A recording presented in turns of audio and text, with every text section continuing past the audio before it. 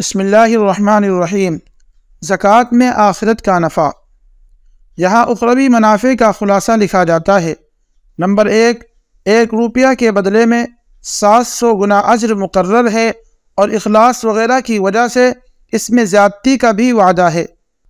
Number 2 زکوٰۃ و صدقہ میں خرچ گویا کہ اللہ تعالیٰ کے ساتھ تجارت کرنا ہے جس میں کسی نقصان کا کوئی اندیشہ نہیں۔ نمبر 3 صدقہ قیامت کے دن ہمارے لیے حجت بنے گا۔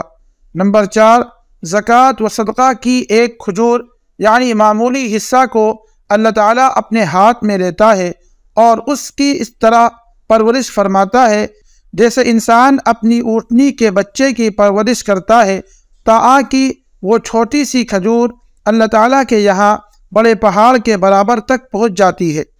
نمبر 5 جو شخص زکوٰۃ و صدقہ ادا کرنے والا ہوگا اس کو جنت کے خاص دروازہ باب الصدقہ سے داخل کیا جائے گا۔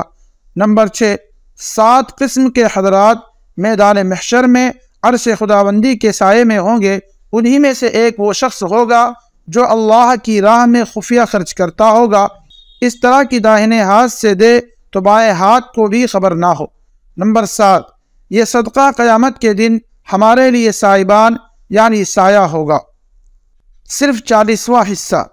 پھر غور فرمائیے کہ پورے مال کا صرف 40واں حصہ سال بھر میں فرد کی حیثیت سے نکالنا ضروری قرار دیا گیا، اور یہ بھی مطلق نہیں بلکہ وہ مال جو اپنے اندر بڑھنے کی صلاحیت رکھتا ہو اور ضرورت اصلیہ سے زائد ہو اور اس پر ایک سال اس حالت میں گزر گیا ہو کہ نصاب کلی یا جزئی طور پر باقی ہو، ان سب شرائط کے پائے جانے کے بعد ہی زکوٰۃ کی ادائیگی لازم ہوتی ہے۔ اگر اللہ تعالیٰ چاہتا تو 50% یا اس سے زیادہ بھی زکوٰۃ فرض کر سکتا تھا اور مال آتے ہی وجوب کا حکم دیا جا سکتا تھا، مگر یہ بھی اس کا محض فضل و انعام ہے کہ اس نے تمام ممکنہ سہولتوں کے ساتھ صرف 40 روپیہ میں 1 روپیہ زکوٰۃ کے طور پر فرض فرمایا ہے۔ اس انعام کے باوجود بھی کوئی شخص زکوٰۃ نکالنے میں کوتاہی کرے تو اس سے بڑا نعمت خداوندی کا ناشکرہ کوئی نہیں ہو سکتا۔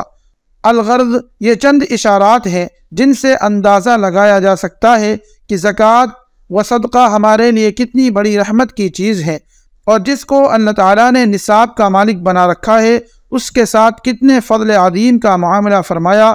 اس کے باوجود بھی اگر ہم زکوٰۃ ادا کرتے وقت اور صدقہ دیتے وقت اپنے دل میں تنگی محسوس کریں اور اسے جبری ٹیکس تصور کریں تو اس سے بڑی کسی حماقت کا تصور نہیں کیا جا سکتا۔